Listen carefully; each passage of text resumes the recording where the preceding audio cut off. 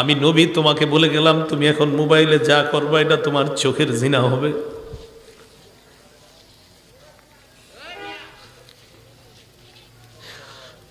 অনেক মানুষ প্রতিদিন এই গুনাহে লিপ্ত হয়, চোখের জিনা করে। একটা নারী পুরুষের বৈধ সম্পর্কের সূচনা হবে বিয়ের মাধ্যমে। ইসলাম আমাকে আপনাকে শিক্ষা দেয় বিয়ের মাধ্যমে সম্পর্কের সূচনা করতে। ইবলিস শিক্ষা দেয় আগে 5-6 বছর চেনো জানো, তারপর মন চাইলে বিয়ে করো, তার মন না চাইলে ছেড়ে দাও। এটা ইবলিসের শিক্ষা। সহিহ বুখারীর বর্ণনা 5063 নম্বর হাদিস।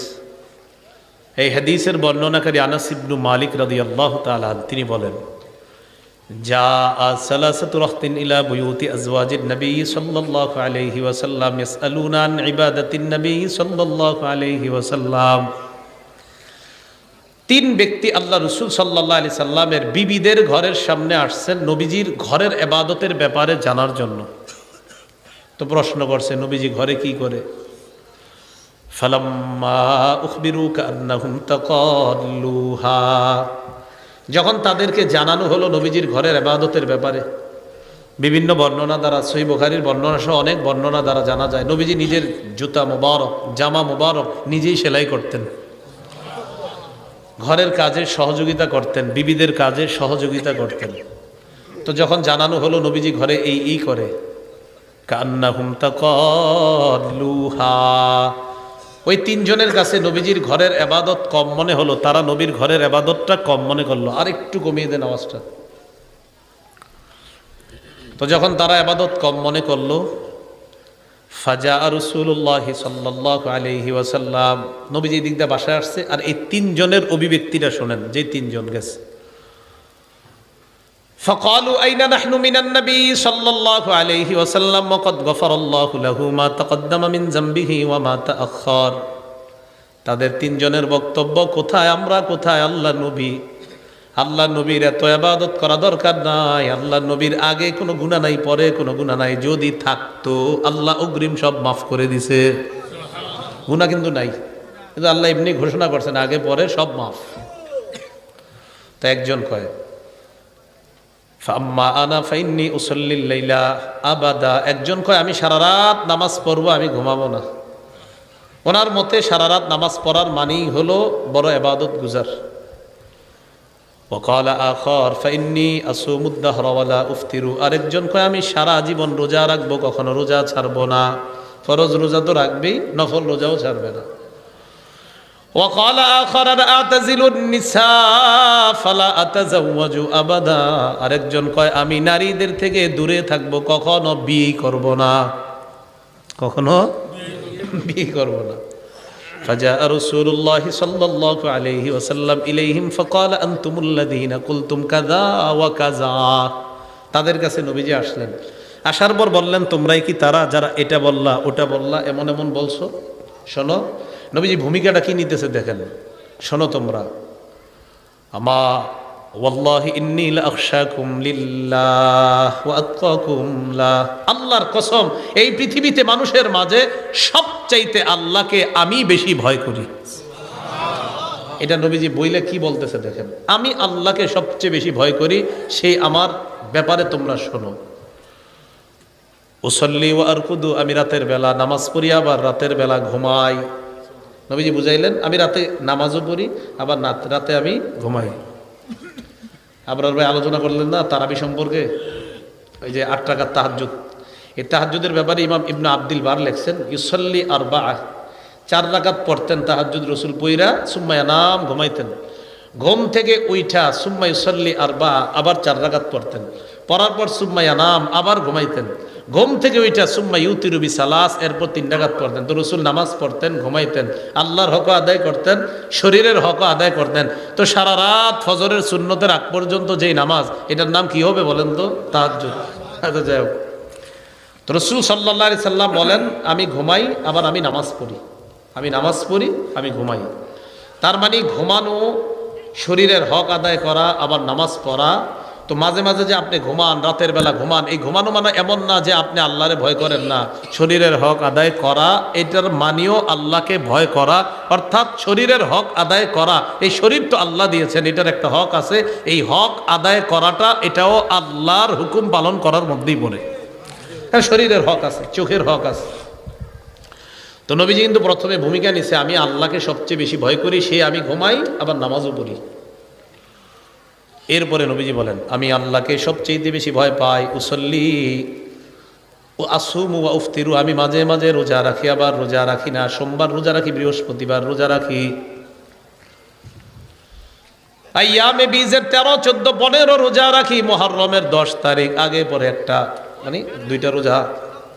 তো নবীজি সাল্লাল্লাহু আলাইহি ওয়াসাল্লাম বলেন, আমি রোজা রাখি আবার মাঝে মাঝে রোজা ছেড়ে দেয়, এমন না। সারা বছর রোজা রাখি, এমন না। এবার নবী বললেন, আমি আল্লাহকে সবচেয়ে বেশি ভয় পাই, আতাজাওয়াজুন নিসা, আমি নারীদেরকে বিয়ে করি আবার বিবির হক আদায় করি। নবীজি বলেন, ফামান রাগিবা আন সুন্নতি ফালাইসা মিন্নি, এগুলা হলো আমার সুন্নত, বিয়ে করা আমার সুন্নত। আমার সুন্নতকে যে অবজ্ঞা করে সে আমার অন্তর্ভুক্ত নয়।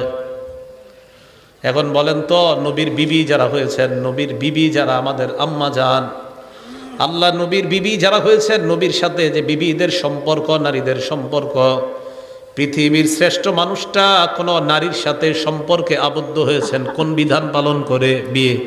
বলেন তো কি? তাহলে বিয়ের মাধ্যমে সম্পর্কের সূচনা হবে। এটা কে শিক্ষা দেয়? বলেন ইসলাম। বলেন কে শিক্ষা দেয়? ইসলাম। কে শিক্ষা দেয়? ইসলাম। আর ইবলিস আমাদেরকে কি শিক্ষা দেয় বলেন তো? আগে অবৈধ সম্পর্ক কিছুদিন করো, তারপর বিয়ে করো, চিনো জানো। আল্লাহ আমাদেরকে বোঝার তৌফিক দান করেন।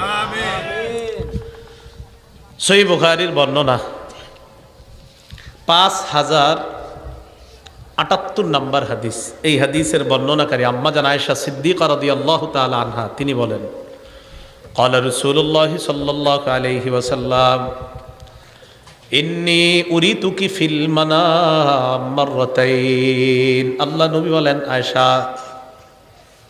স্বপ্নযোগে তোমাকে বিয়ে করার আগে স্বপ্নযোগে আমাকে 2 বার দেখানো হয়েছে। তোমাকে বিয়ে করার আগে আমি স্বপ্নে 2 বার দেখলাম। আমি দেখলাম ফাইদা রাজুলুন ইয়াহমিলুকি ফি সারাকাতি হারির, এক ব্যক্তি তোমাকে রেশমের কাপড়ের মধ্যে পেঁচায় আমার সামনে দিয়ে নিয়ে যায়। আমাকে বলে, হাদিহি ইমরাতুক, এটাই হলো আপনার বিবি। ফাকশিফুহা, রেশমের কাপড়টা আমি খুললাম। খোলার পর আমি তাকায়া দেখলাম, ফাইদা হিয়া আনতি, রেশমের কাপড়ের মধ্যে তোমাকে দেখা যায়। ফাকুলু ইয়াকুন হাযা মিনাল্লাহ ইউমজি, আমি মনে মনে বললাম, এই স্বপ্ন যদি আল্লাহর পক্ষ থেকে হয়, অচিরে আল্লাহ এই স্বপ্নের বাস্তবায়ন ঘটিয়ে দিবেন। এর মানে আয়েশা, আমি বুঝতে পারলাম আল্লাহ তোমাকে আমার বিবি বানাবেন। বলেন তো আম্মা জান আয়েশা নবীর বিবি হয়েছেন কোন বিধান পালনের মাধ্যমে? আম্মা জান আয়েশা সেই নারী, সাহাবাদের মধ্যে বিখ্যাত 7 জন মুফতির মধ্যে 6 জন পুরুষ, 1 জন হলেন নারী। এই 1 জন নারী হলেন আম্মা জান আয়েশা সিদ্দিকা রাদিয়াল্লাহু তাআলা আনহা। তাহলে ইসলাম কি শিক্ষা দেয়? সম্পর্কের সূচনা, বলেন সবাই, কি হবে? বিয়ে দিয়ে। বলেন সম্পর্কের সূচনা কি দিয়ে? এই যেগুলো প্রেম করেন সবাই বলেন, সম্পর্কের সূচনা কি দিয়ে হবে? হ্যাঁ, বিয়ে দিয়ে। সহিহ বুখারীর বর্ণনা 5069 নম্বর হাদিস। এই হাদিসের বর্ণনাকারী সাঈদ ইবনে জুবায়ের, তিনি আব্দুল্লাহ ইবনে আব্বাসের ছাত্র। খুব মন দিয়ে শুনেন কি বলে। সাঈদ ইবনে জুবায়ের বলেন, ক্বালা লি ইবনে আব্বাস হাল তাযাওয়াজতা। সাঈদ ইবনে জুবায়ের বলেন, আমার উস্তাদ আমাকে বললেন, তুমি বিয়ে করেছো কিনা? আমি জবাব দিলাম, না, আমি এখনো বিয়ে করি নাই। উস্তাদরা ছাত্ররা বলে না, বিয়ে করছিস নি?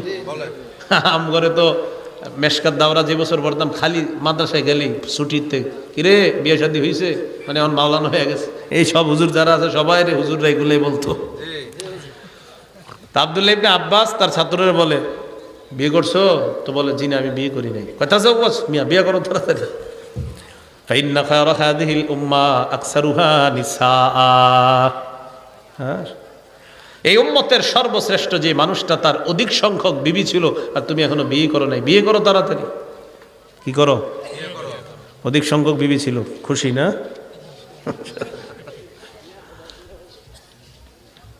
আল্লাহ ইসলাম সঠিকভাবে আমাদেরকে বোঝার তৌফিক দান করেন। রাসূলুল্লাহ সাল্লাল্লাহু আলাইহি সাল্লামের সাহাবী আব্দুল্লাহ ইবনে আব্বাস তার ছাত্রকে বিয়ে করতে বলেন একজন ছাত্র তার উস্তাদকে নতুন একটা সম্পর্কে আবদ্ধ হওয়ার পরামর্শ দিলেন। এই সম্পর্কটার সূচনা করতে বললেন কি দিয়ে? না, বলছে আগে কিছুদিন সম্পর্ক করো। তাহলে আগে যে সম্পর্ক হবে এটার নাম অবৈধ সম্পর্ক, এটার মধ্যে বরকত নাই।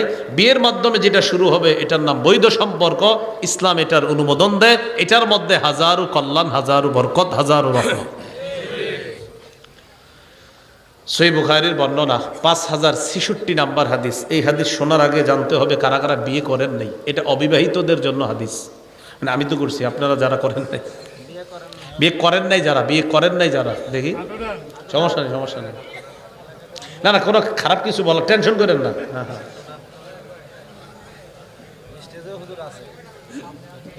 একটাও করেন না? আচ্ছা আচ্ছা, ঠিক আছে, হাত নামান। হ্যাঁ, আব্দুল্লাহ ইবনে মাসউদ রাদিয়াল্লাহু তাআলা আনহুর বর্ণনা, সহিহ বুখারী 5066 নাম্বার হাদিস। আর আব্দুল্লাহ ইবনে মাসউদ রাদিয়াল্লাহু তাআলা আনহু قال كنا مع النبي صلى الله عليه وسلم شبابا। আব্দুল্লাহ ইবনে মাসউদ রাদিয়াল্লাহু তাআলা আনহু বলেন আমরা একদল যুবক আল্লাহর নবীর সাথে ছিলাম। মাহফিলটা যুব সমাজের, ঠিক না? কি বলে দেখেন, আমরা একদল যুবক আল্লাহর নবীর সাথে ছিলাম।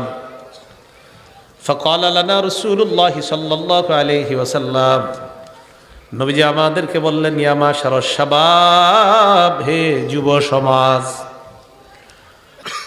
মান ইসতাতাআ মিনকুমুল বাআ ওয়া ফি রিওয়ায়া মান ইসতাতাআল বাআ, তোমাদের মধ্যে যারা বিয়ে করার সামর্থ্য রাখে ফাল্যাতাজাওয়াজ, সে যেন বিয়ে করে নেয়।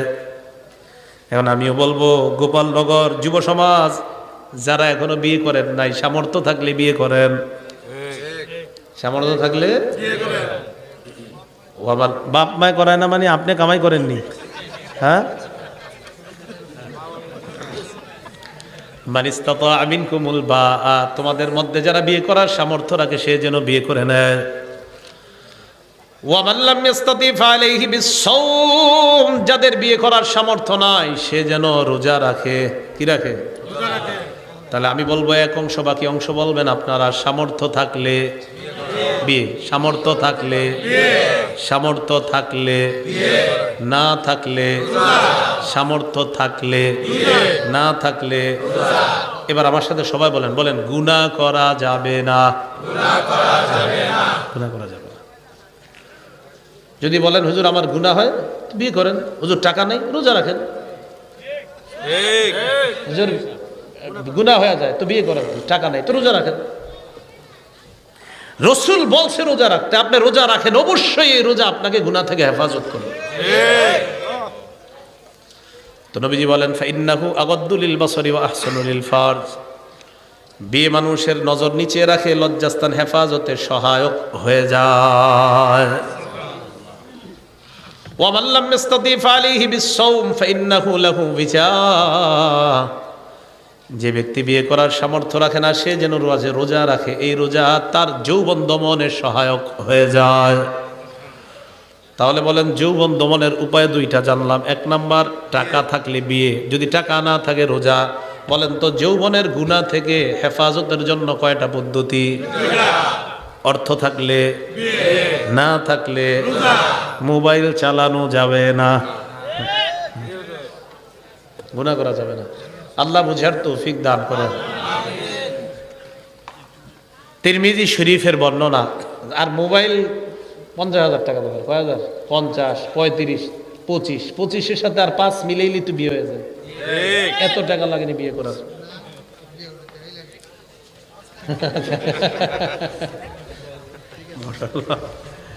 একটা আলোচনা আছে আমার, বিয়ে করতে যে টাকা লাগে না, এটা একটা বয়ান আছে। কোন বয়ান আছে? বিয়ে করতে টাকা লাগে না। কোরআনের হাফেজ একটা বর্ণনা আছে, দেখবেন আপনার বুখারীর বর্ণনা, যে রাসূল এক সাহাবীর রাখছে দিয়ে আসো।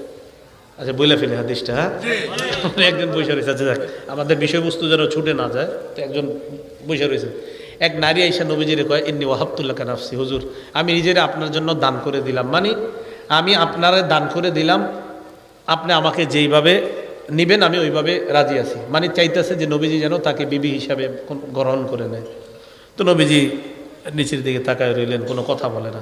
এক সাহাবী পাশে বসা, হুজুর যদি এই নারীকে আপনার কোনো প্রয়োজন না থাকে তো আমার সাথে বিয়ে দিয়ে দেন। রাসূলুল্লাহ সাল্লাল্লাহু আলাইহি সাল্লাম বললেন, বিয়ে করার সামর্থ্য আছে? সহিহ বুখারীর বর্ণনা। তো বলতেছে, হুজুর বিয়ে করার সামর্থ্য আমার তো তেমন কিছু নেই। বাড়িতে যাও, গিয়ে খোঁজো, খুঁজা কিছু পাইলে নিয়ে আসবা। যদি লোহার কোনো আংটিও পাও এটাই নিয়ে এসো, লোহার আংটিও যদি পাও নিয়ে এসো। তো গিয়েছে, ঘুরে আইসা, হুজুর পাই না, কিচ্ছু নাই। হুজুর ইল্লা ইজারি হাজা, আমার লম্বা বয়ান আছে দেখবেন এটা, ইল্লা ইজারি হাজার, আমার এই তহবন্দ মানে এখনকার যুগে হাজি সাহেবরা দেখবেন গিয়ে এই হাতা কাটা একটা লম্বা পরে কিছু একটা এখান থেকে, মানে পুরা একটা। তো ইজারি, যদি ইজারের বাংলা অর্থ হলো লুঙ্গি, ইজারের বাংলা অর্থ কি?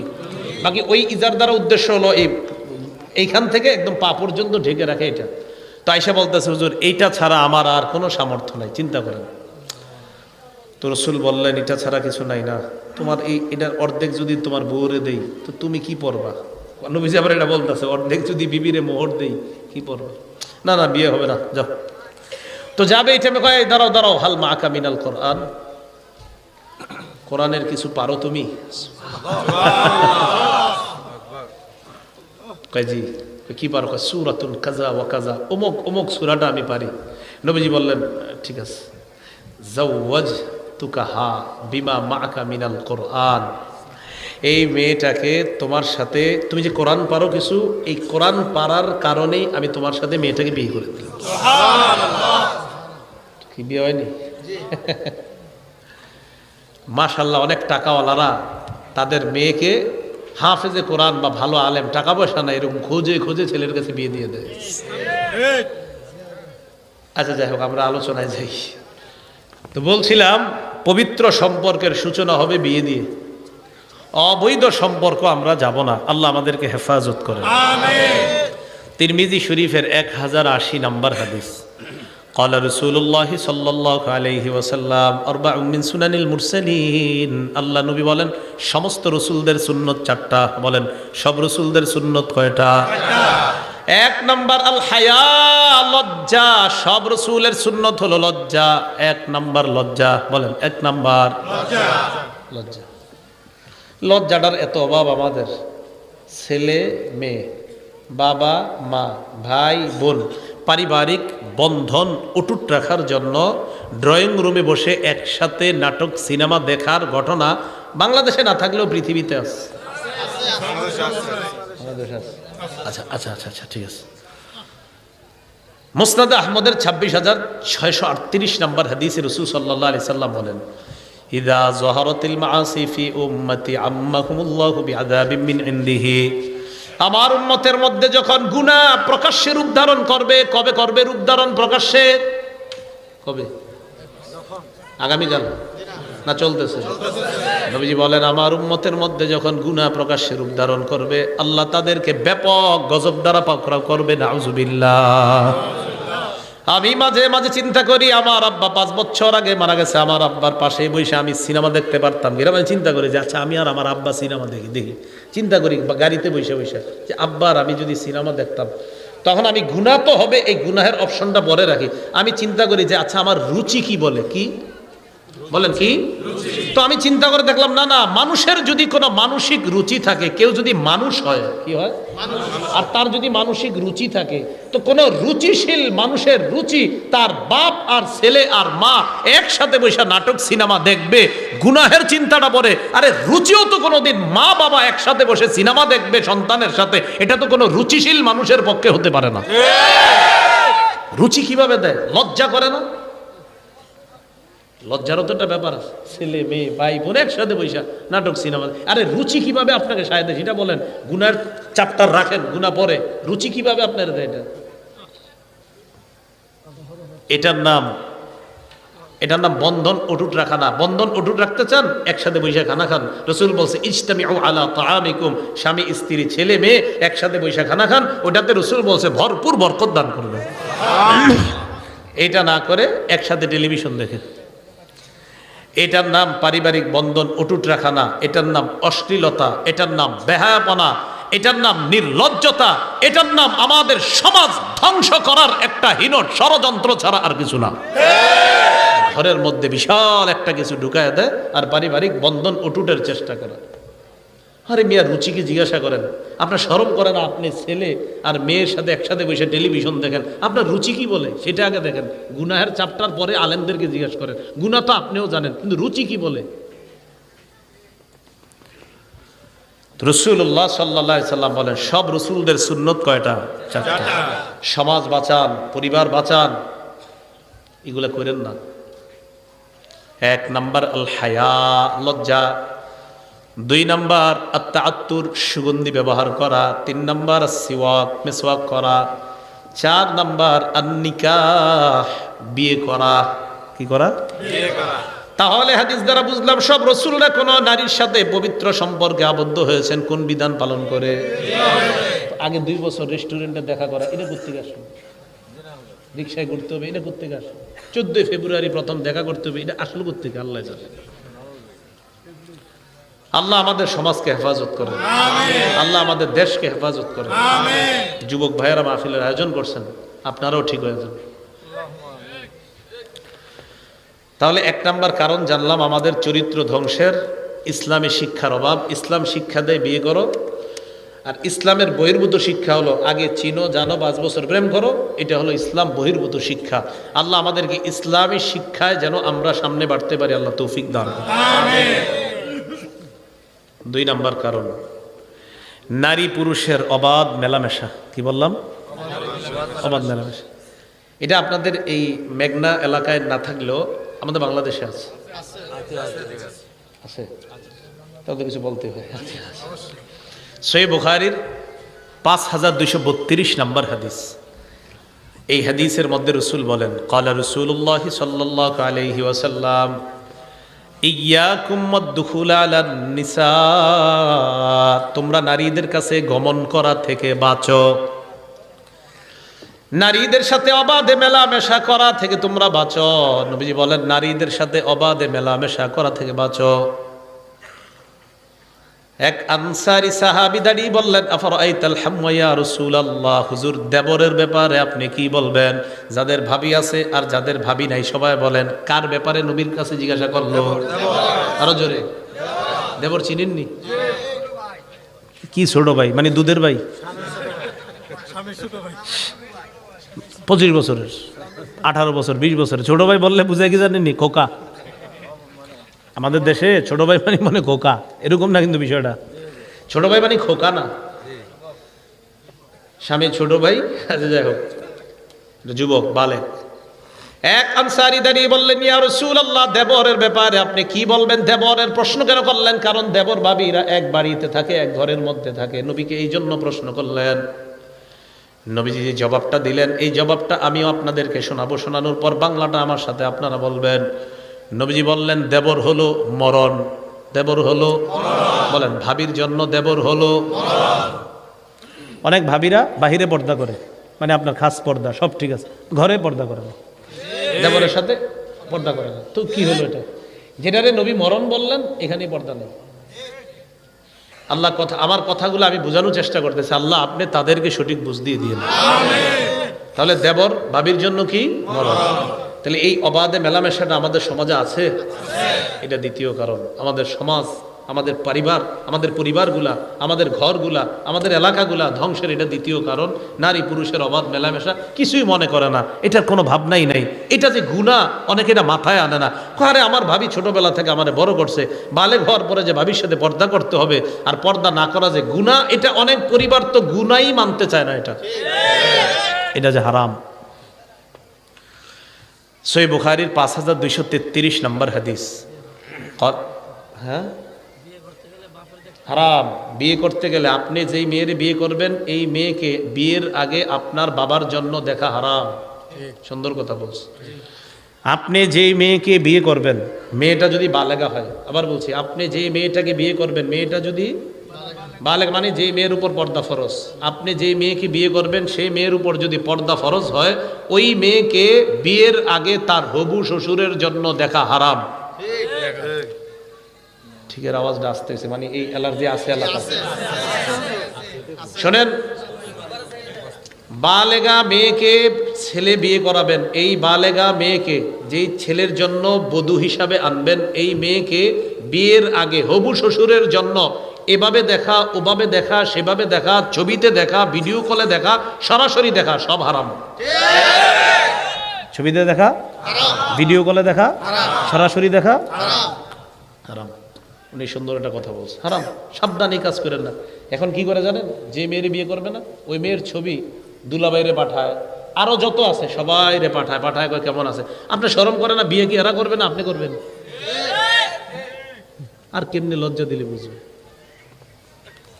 আরে আপনার তো রুচি, রুচি বলা উচিত যে আপনার রুচি কিভাবে সাহায্য। আমার বিবি আমি দেখবো কেন, আমি 14 জনকে দেখাবো?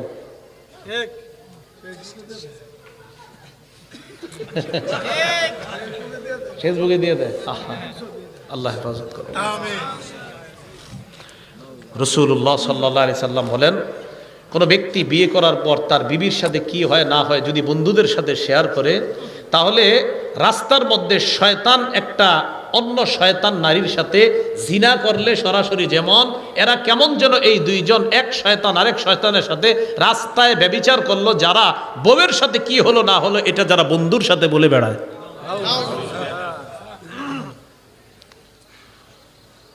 তো বলছিলাম, বুখারী শরীফের 5233 নম্বর হাদিস, ক্বালা রাসূলুল্লাহ সাল্লাল্লাহু আলাইহি ওয়াসাল্লাম, লা ইয়াখলুয়ান্না রাজুলুন বিইমরাআ ইল্লা যু মাহরামিন, কোন নারীর সাথে কোন পুরুষ একান্তে কথা বলবে না মাহরাম ছাড়া।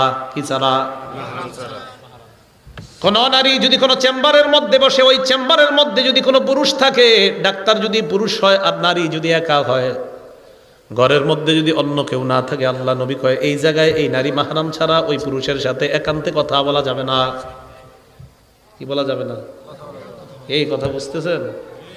কোন পুরুষ কোন নারীর সাথে একান্তে কথা বলবে না মাহরাম ছাড়া। তাহলে চেম্বারের মধ্যে যদি মহিলা ডাক্তারের সামনে মহিলা ডাক্তার হয় সমস্যা নাই, কিন্তু মহিলা ডাক্তারের সামনে যদি পুরুষ হয়, ওই মহিলার সাথে অবশ্যই তার মাহরাম থাকতে হবে। হয়তো বাবা থাকবে, না হয় ভাই থাকবে, না হয় স্বামী থাকবে। যদি স্বামী ওই মহিলার সাথে ভিতরে প্রবেশ করতে চায়, আর ডাক্তার যদি বলে পেশেন্টের সাথে, রোগীর সাথে অন্য কেউ এলাও না, ওই স্বামী তখন বলে দেওয়া দরকার, আমার বিবির সাথে আমি যদি এলাও না হই তাহলে আপনি কিভাবে এলাও? নবীজি নিষেধ করেছেন। নবীজি বলেন, লা ইয়াখলুয়ান্না রাজুলুন বিইমরাআ ইল্লা কানা সালিসাহুমা শাইতান, কোন পুরুষ আর কোন নারী একান্তে যখন কথা বলে, তাদের মাঝে তৃতীয় জন হলো শয়তান। ভাই কথাগুলো বুঝে আসছে? তাহলে 2 নাম্বার কারণ নারী পুরুষের অবাধ মেলামেশা। আল্লাহ আমাদেরকে হেফাজত করেন। আমিন। 3 নাম্বার কারণ পর্দাহীনতা। কি হীনতা? পর্দাহীনতা। নারী ঢেকে রাখার জিনিস, নারীকে ঢাকনায় রাখতে হয়, নারীকে পর্দায় রাখতে হয়, নারীকে ঢেকে রাখতে হয়। সবাই বাংলাটা বলেন, শুধু এই বাংলাটা বলেন। কেন বলেন? কারণ সম্মানিত তিনি, দামি, তাই তাকে ঢেকে রাখতে হয়। দোকানে সোয়েটার কিনতে গেলে আপনি স্যাম্পলটা দেখে কি ওইটা নেন না গোডাউনেরটা নেন? কেন এটা নেন না? পছন্দ তো এটা করছেন, এটা কি লাগছে? দামি জিনিস গোপন থাকে, দামি জিনিস, দামি জিনিস। ইসলাম নারীদেরকে দাম দেয়, ইসলাম নারীদেরকে সম্মান দেয়। রসুল বলছেন, আদ-দুনিয়া মাতা ওয়া খায়রু মাতা'আদ দুনিয়া আল মারআতুস সালিহা। মুসলিম শরীফ 3535 নম্বর বর্ণনা। এই পৃথিবীর মধ্যে সবচেয়ে শ্রেষ্ঠ সম্পদ হলো একজন নেককার নারী। বলেন, পৃথিবীর শ্রেষ্ঠ সম্পদ একজন নেককার নারী। পৃথিবীর শ্রেষ্ঠ সম্পদ একজন নেককার নারী। শ্রেষ্ঠ জিনিস কি করতে হয়? ঢাকতে হয়। বলেন, শ্রেষ্ঠ জিনিস কি করতে হয়? শ্রেষ্ঠ জিনিস কি করতে হয়? দামি জিনিস কি করতে হয়? পৃথিবীর সবচেয়ে দামি নেককার নারী, নেককার, পৃথিবীর সবচেয়ে দামি, তাই আমরা তাকে ঢেকে রাখি। তাই তাকে ঢেকে রাখি। বলেন তো, আমরা কাকে দেখি না ইনশাল্লাহ জান্নাতে দেখব? আল্লাহকে। আচ্ছা, এই তো ঠিক আছে, আমরা কাকে দেখি না? কোথায় দেখবো? কারণ আল্লাহর চেয়ে দামি আর কেউ নাই, তো তাই এখন আল্লাহ গোপন।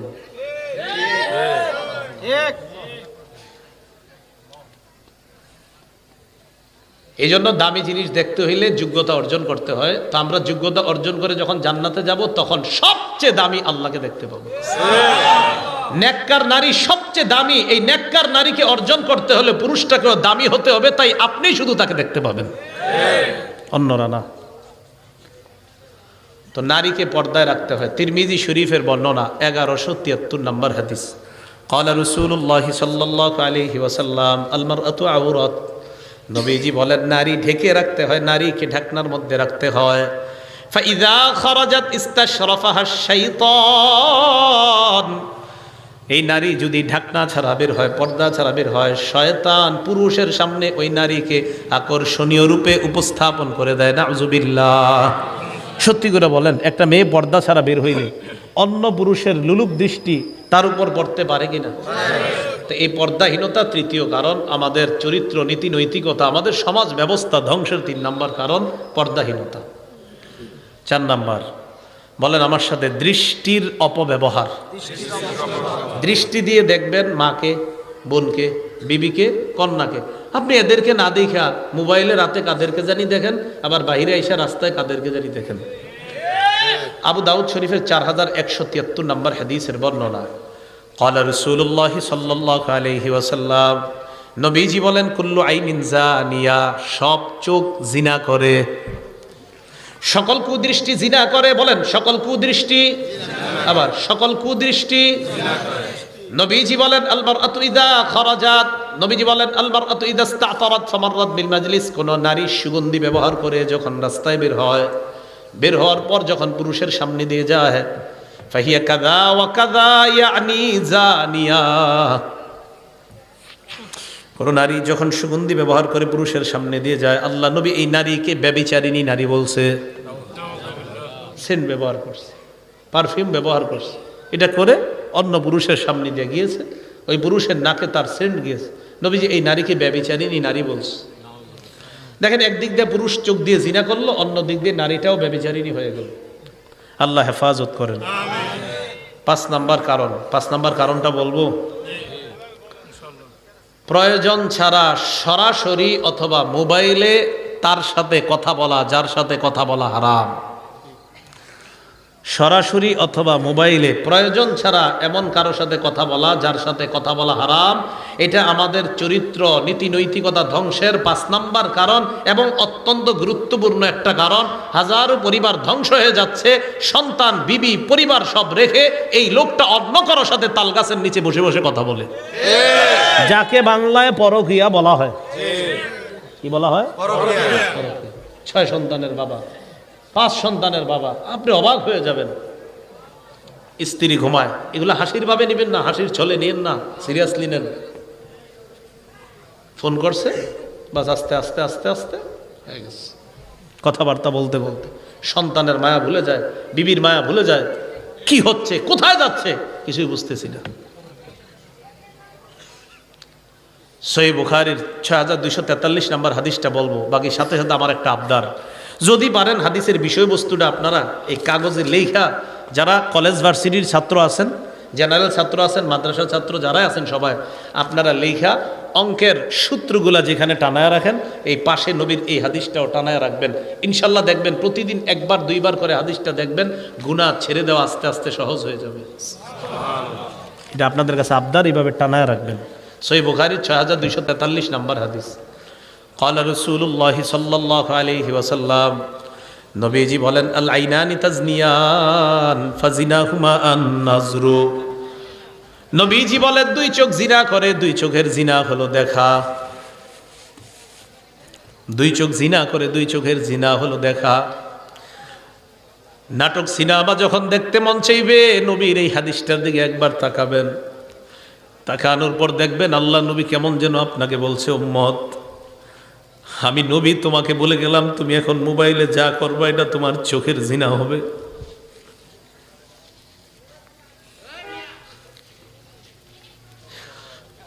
অনেক মানুষ প্রতিদিন এই গুনাহে লিপ্ত হয়, চোখের জিনা করে।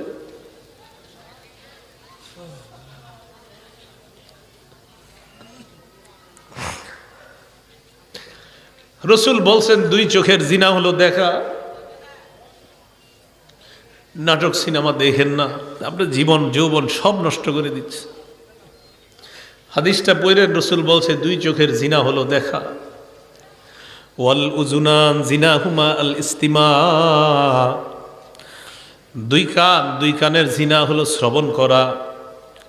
একটু বড় মোবাইলে আপনি ঘন্টার পর ঘন্টা যার সাথে কথা বলবেন, আপনার নবী বলছে ডাক দিও উম্মত, আমি নবী বলে গেলাম তুমি এখন মোবাইলে যা করবা এটা তোমার কানের জিনা হবে। ওয়াল লিসান জিনাহু আল কালাম, আল্লাহ নবী বলেন জিহ্বার জিনা হলো কথা বলা। ঘন্টার পর ঘন্টা কার সাথে আপনি কথা বলছেন, নবী বলেন এটা জিহ্বার জিনা। ওয়াল ইয়াদ জিনাহা আল বাত, হাতের জিনা হলো স্পর্শ করা।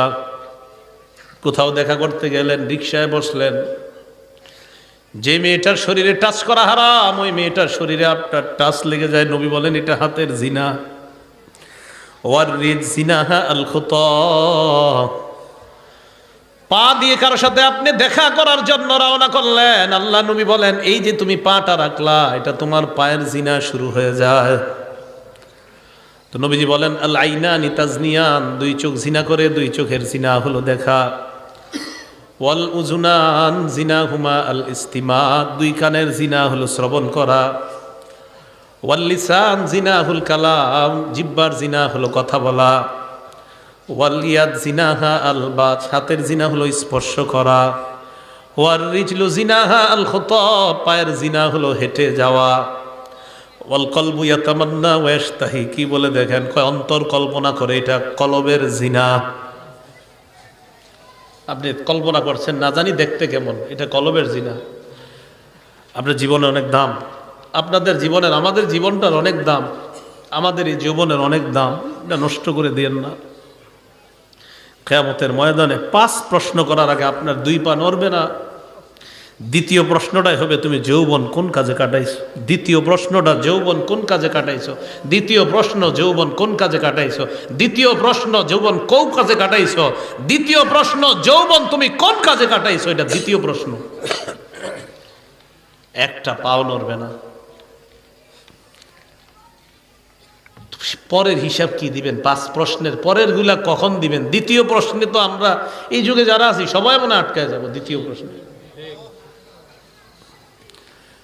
রাসূলুল্লাহ সাল্লাল্লাহু আলাইহি সাল্লাম বলেন ওয়াল কলবু ইয়াতামান্না ওয়া ইয়াশতাহি, অন্তর কল্পনা করে। ওয়াল ফারজু ইউসাদ্দিকু যালিকা আও ইউকাযযিবু, লজ্জাস্থান এটাকে বাস্তবায়ন করে। নাউযুবিল্লাহ, লজ্জাস্থান এক পর্যায়ে বাস্তব জিনায় লিপ্ত হয়ে যায়। আল্লাহ আমাদের সকলকে হেফাজত করে। আমিন। যুব সমাজের মাহফিল কথাগুলা তাই বললাম, আমরা এটা থেকে বাঁচতে হবে। আল্লাহ আমাদেরকে হেফাজত করেন।